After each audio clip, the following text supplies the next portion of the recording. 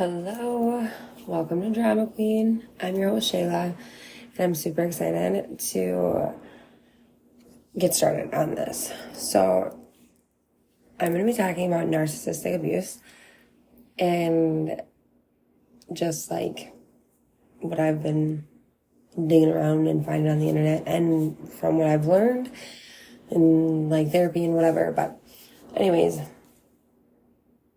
so my ex was never, which, I mean, I don't know if he was, but from what I know, he was never diagnosed with narcissism. And I'm not a therapist. I cannot literally diagnose him. But I mean, he shows all the signs. And my therapist was like, absolutely, but like, she said like, what I'm going through as a survivor of narcissistic abuse, she said, literally, like, what I'm going through mentally, emotionally, physically, like, everything, like, I'm dealing with, she's like, it stems from psychological abuse, usually from a narcissist. And I really dug into, well, let's backtrack this a little bit. So, like last fall, I think it was last fall, I was on the phone with one of my really good friends at the time, and we were just talking, and I was like, venting to her about what I was going through, whatever, and I was like, I don't even know, like, you know what I'm saying? Like, I'm like, I don't know what he is, like, a psychopath, sociopath, like, I don't know what he is, right? And I like started Googling his personality traits. Like I Googled them all in the search bar on Google, and literally narcissist pops up. And it says like, call a narcissist,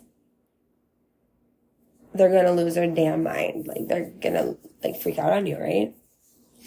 Because they don't like to be exposed. Like they don't like to be called out. So I remember me and him got into a fight, and I was like, you're a narcissist. And he's like, what? Like, and yeah. And I was like, ding, ding, ding. Like, literally, like, thank you, Google. I mean, whatever. I trust Google for everything. I don't know about you guys, but, but I mean, besides like Google though, like I've seen therapy, or I've been in therapy. I've expressed everything all around the board, and like pretty much who I was dealing with is a narcissist. So, anyways, and you guys are probably like, well, what are you even dealing with? Like,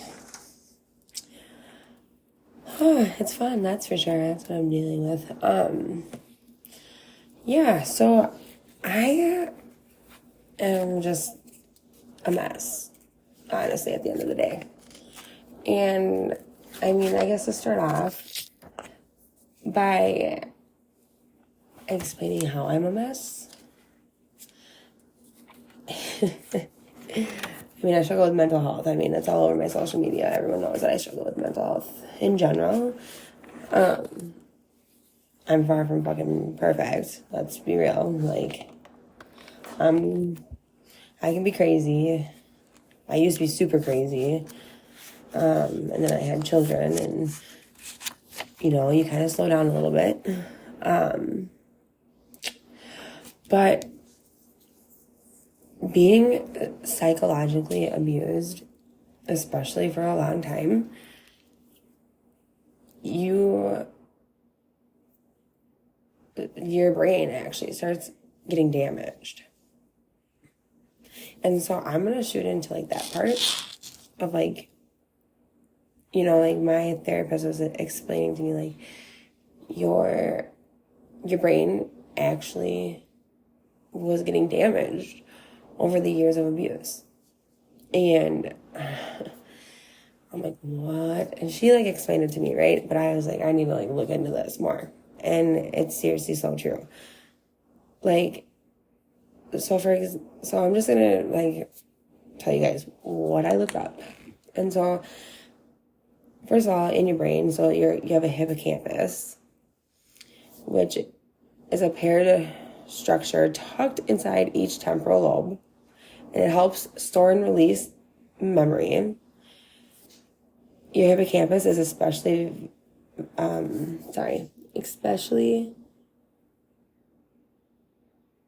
vital. I'm like, what did I just write right there? Okay, vital to short-term memory. The greater number of PTSD symptoms had the greatest decrease. So the greater the number of PTSD symptoms had the greater decrease in your hippocampus volume over time. So if that isn't like a jaw dropper to you guys, like, let's just keep going. Sorry. Okay, so then you have your I don't even know how to pronounce it. Amygdala, maybe, I think, yeah. So a narcissist will keep a victim in a constant state of anxiety and fear, which in turn causes victims to react from his or her amygdala. I think that's how you pronounce it. Probably not right. But anyways, your amygdala controls life functions such as breathing and heart rate. Basic emotions of lust, love, fear, hate are also responsible for fight or flight reaction. Survivors live in that state almost daily, which is absolutely true. So then anyways, over the time, your amygdala remembers the things we felt, saw, and heard, and each time we had a painful experience, subliminal hints of such stressful events, even photos, set off the organs' attack or escape routines, triggering avoiding behaviors or eternal turmoil. Like, what in the heck, right? Continuing. So, those are like parts of your brain, right? Hold on, I'm like,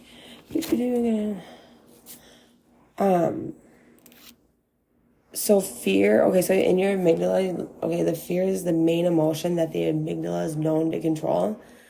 And just processing your emotions. So the amygdala is involved in the regulation of anxiety, aggression, stress responses, memory.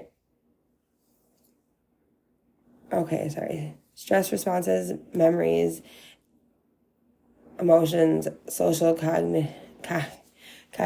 So cognitive behavioral therapy would be like good to even bring you back to normal. Like,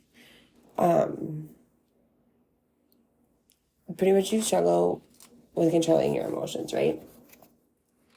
If your amygdala is damaged or getting damaged.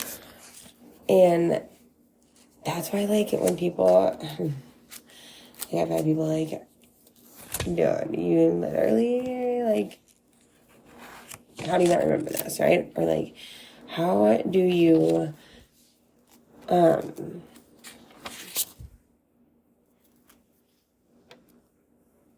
like, it's just so easy to snap off or whatever. And I'm like, and at first I'm like, what the fuck is wrong with me? I'm like, there's something so fucking wrong with me. And like, I'm trying to explain to people and nobody's like listening to me. They don't understand what I'm talking about. And then finally when I went into therapy, she's like, well, yeah, you have severe PTSD and your body is so hypervigilant, like anxiety through the roof, fight or flight mode. Like my brain is like overload, right? My stress is way too high. My brain is not really like doing great. You know, like it's really not. Like I am kind of a moron right now. The effects of narcissistic abuse, anxiety, depression, PTSD, loss of sense of self-worth and self, headaches, body aches, trouble sleeping, short-term memory loss, mood swings, or depersonalization. Narcissistic abuse, the abuser really only cares about themselves and may use words and actions to manipulate their partner's behavior and emotional state. Dependency, dependency, depending on length of abuse effects, range from mild to severe. So some survivors can recover from it and some sustain lifelong damage. And I don't know. I'm literally fresh out this, you know, like, I don't know. Like, so anxiety after narcissistic abuse is extreme fear or anxiety in relationships with new people. Those who leave abusive relationships may experience separation anxiety, leading to feel panicked and disoriented when not with their abusers. Anxiety attacks, panic attacks, hypervigilance. Literally, I don't want a relationship with anybody. Like, and that is so sad. Like, I'm good by myself, you know? Like,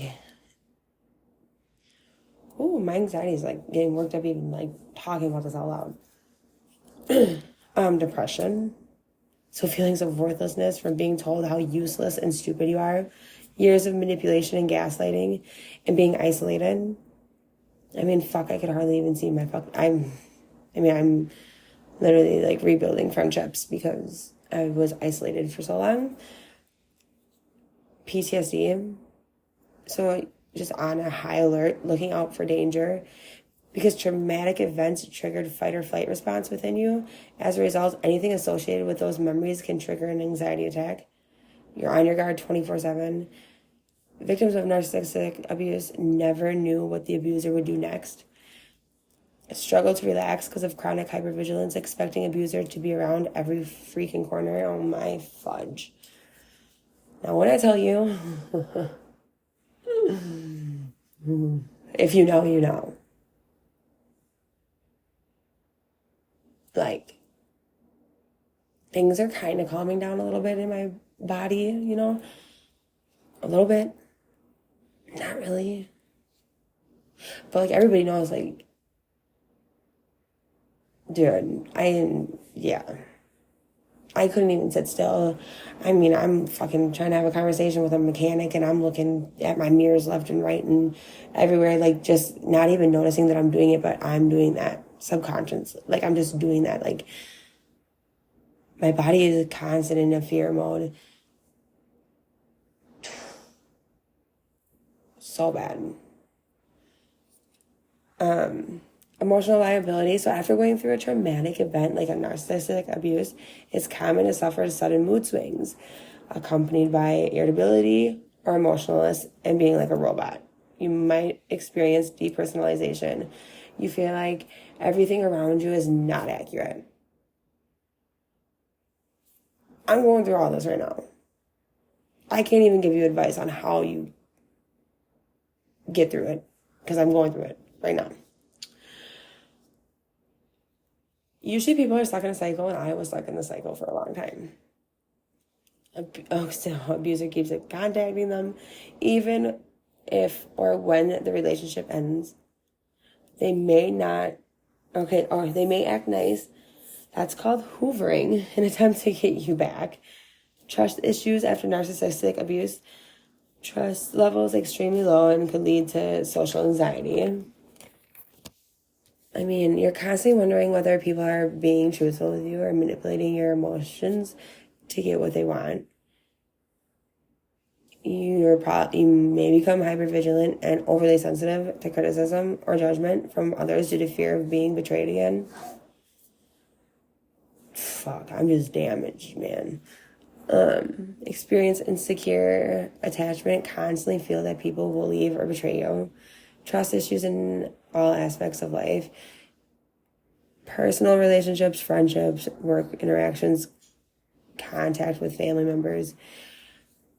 People pleasing. So some people like try to make people like you, like overly accommodating to get approval, trouble expressing emotions or thoughts, fear of being judged for what you say, likely bottle up your feelings. Hey.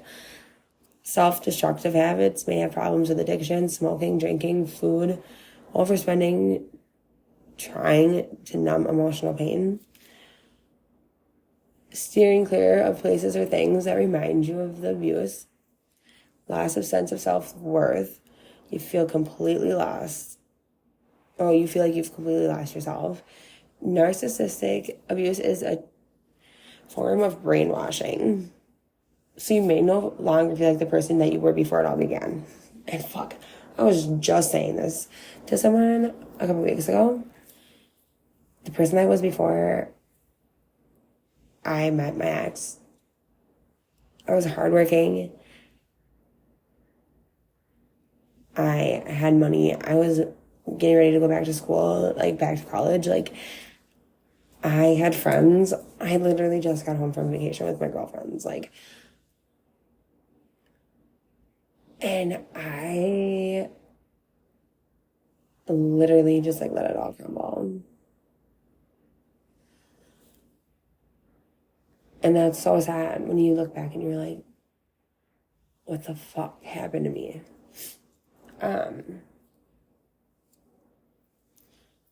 So you struggle to recognize yourself in the mirror, and you have trust issues, especially with the ones closest to you, doubting and second guessing yourself, shame and embarrassment, trouble making decisions, confused by just simple decision making. You feel unable to make decisions, inability to forgive yourself, feeling unworthy and deserving of narcissistic abuse, and feels like there's something wrong with you. Trouble focusing on goals and dreams, either because you're just preoccupied with the thoughts of what happened to you, or you just lost self-worth and you're just so damaged that it's difficult to believe anything good can happen in your life, which that's the part where I'm like, fuck. But you can't live like that, dude. You can't. But so physical symptoms like headache, body aches, stomach aches, difficulty sleeping, difficulty to shut your brain off, nightmares that haunt you. Oh, I won't even get into oh God. Oh, I just got chills up my spine even thinking of the nightmare I had. Wow. Yeah, nightmares for real. Cognitive problems, difficult to concentrate on everyday tasks like completing work or watching TV. Memories interfere with concentration and focus. Memory loss, because your brain releases a surge of stress hormones when traumatized, affecting your hippocampus region of brain, which I already talked about that. Even after the toxic relationship has ended, victims suffer PTSD, CPTSD, panic attacks, phobias, and more.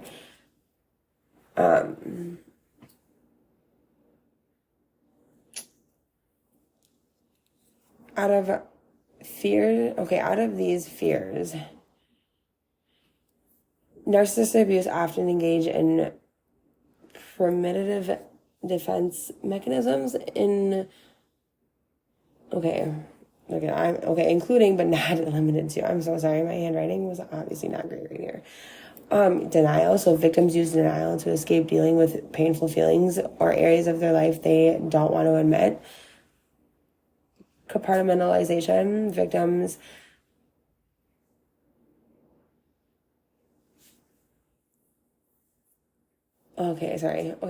pigeonhole the abusive aspects of the relationship in order to focus on the positive aspects. Projection. Victims project their traits of compassion, empathy, caring, and understanding onto their abusers when in fact narcissists and other emotional abusers possess none of those traits. And how to repair your brain is EMDR, guided meditation, aromatherapy and essential oils, and acts of kindness. You literally, my therapist said to me, she's like, you are literally building yourself up from being a baby. No. Not that I'm that dumb. Emotionally, I'm not good and my brain's not good. And so literally I'm just restarting.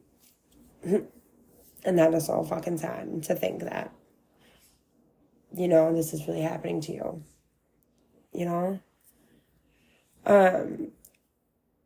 Long-term consequences of narcissistic abuse includes, long-term consequences of narcissistic abuse can manifest as physical, behavioral, psycho-emotional, and financial. So maladaptive form of emotional regulation used by one person to subjugate another. It's a kind of psycho-emotional abuse that is motivated by one person's desire to dominate, control, and manipulate and exploit others to affirm their sense of superiority. Narcissistic abuse can be in the form of verbal abuse, manipulation, intimidation, lead to loss of friends and loved ones. For victims, survivors, lead to loss of friends and loved ones. For victim survivors, due to isolation, you're, like I was saying, you're stuck in a fight or flight, freeze, like your adrenaline and cortisol are raised to the limits. Increased adrenaline and cortisol leads to elevated heart rate, blood pressure, and blood glucose levels. Chronic narcissistic abuse can lead to cardiovascular disease, obesity, arthritis, high blood pressure, type 2 diabetes, substance dependency, and behavioral addictions.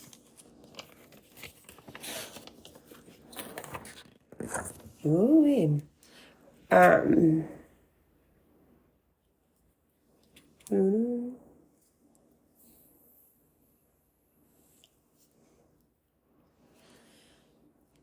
just recovering from it though, like if you have experienced narcissistic abuse, start looking after your health ASAP. Try reducing stress through activities that bring fulfillment and get you to move your body and give you peace of mind, and set realistic, healthy goals. Learn time management skills, eat healthier, like move your body, get good sleep, spend time with family, pets, friends, whatever. Practice mindfulness and hobbies. You literally were dealing with somebody that played mind games, was blame shifting, like deceiving, gaslighting, love bombing, like literally just destroying you as a person, you know?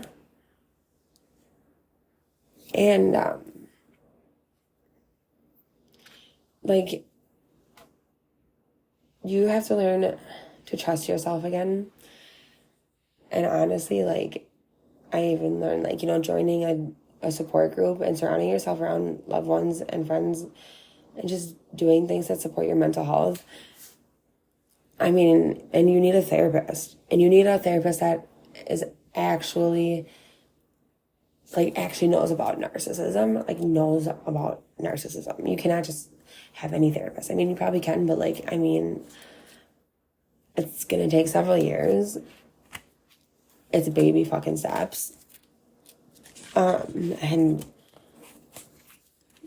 it's just, I don't even know, like, I feel like a moron, even just like knowing I put myself in this, you know what I'm saying? Like,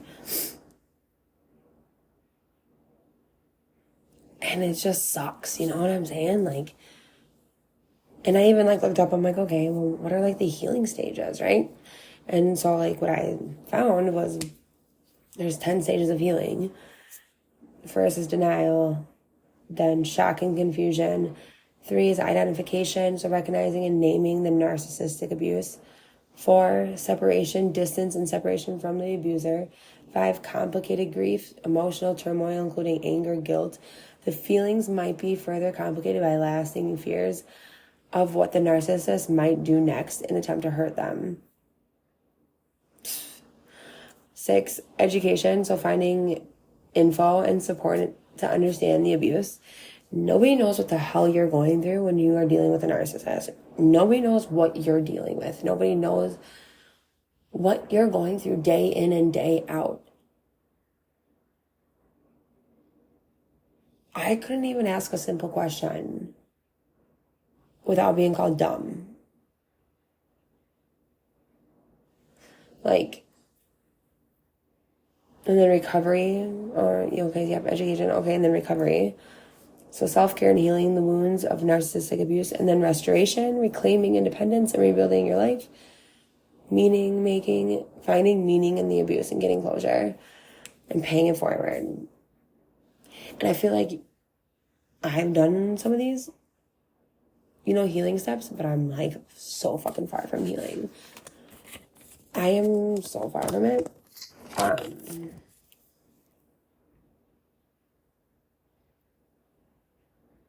And I've come to realize that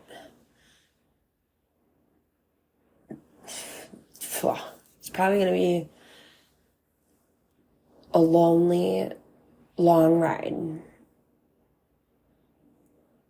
And the sad thing is I sit here and I'm like, when I was 15, just growing up in general when I was a kid, and I was like, by the time I'm 25, I want to be married with kids and a white picket fence and a good career and blah, blah, blah, blah, blah, and like an amazing husband and da, da, da, da, da. Like I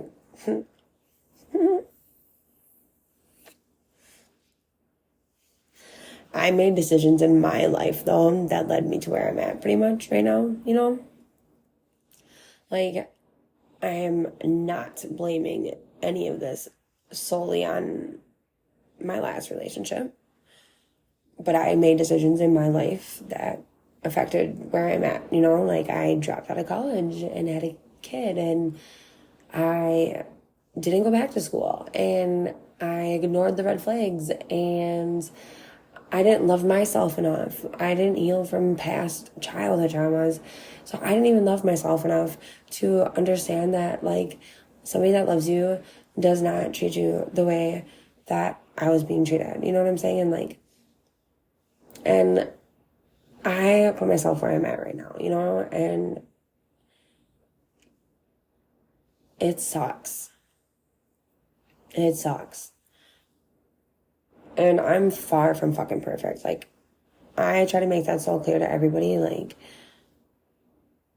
and by all means, I don't even act like I am, because I know I'm not. First of all, I'm homeless living in my mom's basement with my children. I fucking don't have a job. Like, I'm not in school. I'm not working. Like, I'm taking care of kids full time. I am a fucking drug addict. And I push people to the point where they want to fucking explode. And I don't take self-criticism really well, and I don't take it well when people, like, try to, like, correct me or give me advice. Like, like, I am not perfect. I am so fucking far from perfect. But I do know at the end of the day, like, I do have a good heart, though.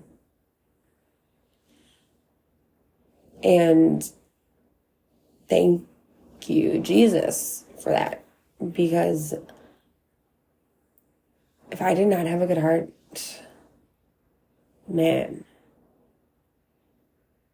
But like, my main focus right now in life, because I've tried having friends, and I've tried, like, recently,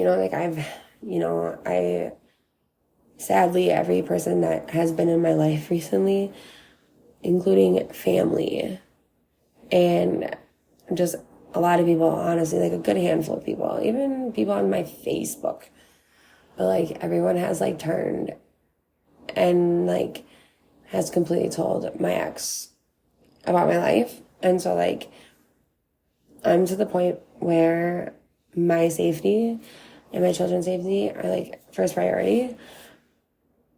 And I've already tried to play nice with him. Like, okay, if I'm nice to him, you know what I'm saying? Like, just super nice and whatever, like, maybe he won't go off the walls. And that doesn't work. Okay, if I completely cut him off and get a restraining order and whatever, that doesn't work. And like, I'm just not winning, and it's like my mind process is just so fucking horrible, dude. Like, I'm like, okay, so fuck, like, what do I do then? Just go be with him again? Just go be with him and deal with this for the rest of my fucking life? No. That doesn't work either. But that's what a lot of women, men, whoever, that's what they do, though. They just stay in the relationship because that's the easiest way out. And like, I don't know. And then I'm like, oh, do I move super far away and like start a whole new life? And it's like, yeah, but like you're already fucking struggling right now. So like if you move far away, you're just gonna struggle even more, you know?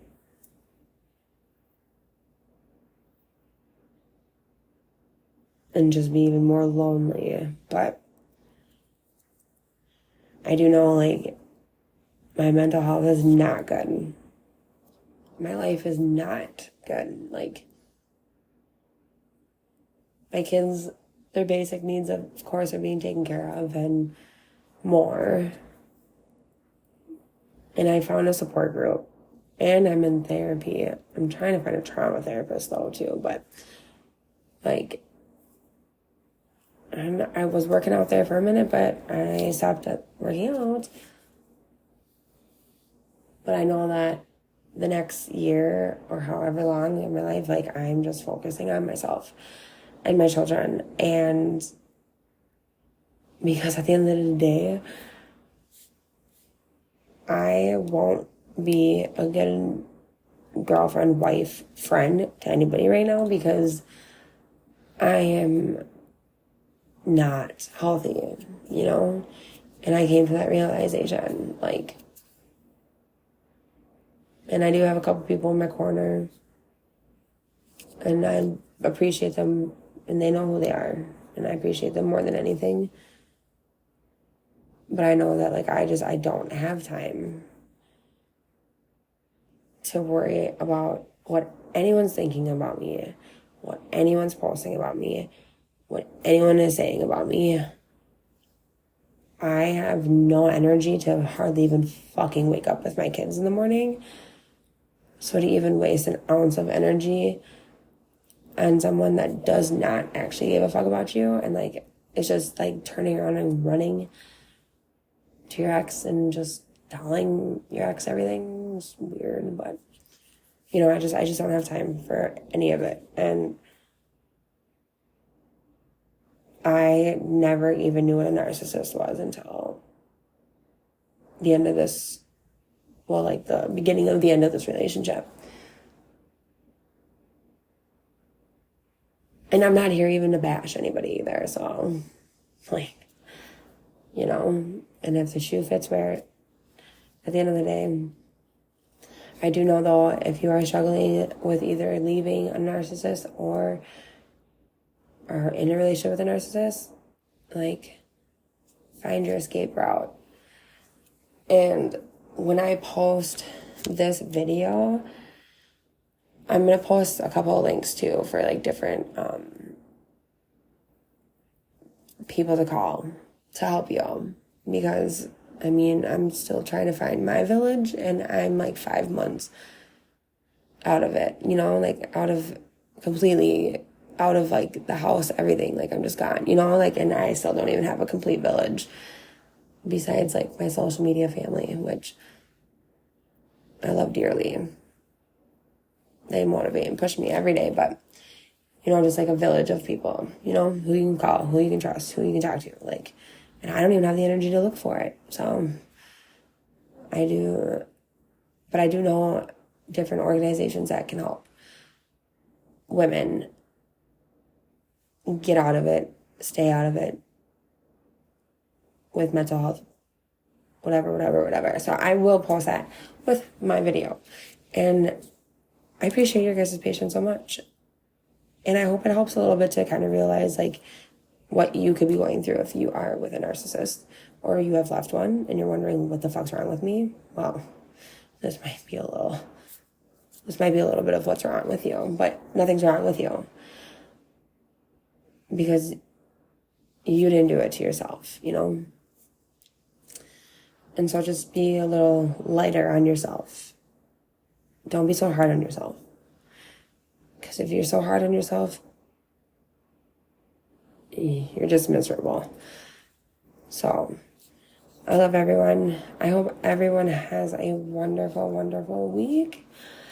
And next week, I will be talking about what is a narcissist. So I'll see you guys next week. Love.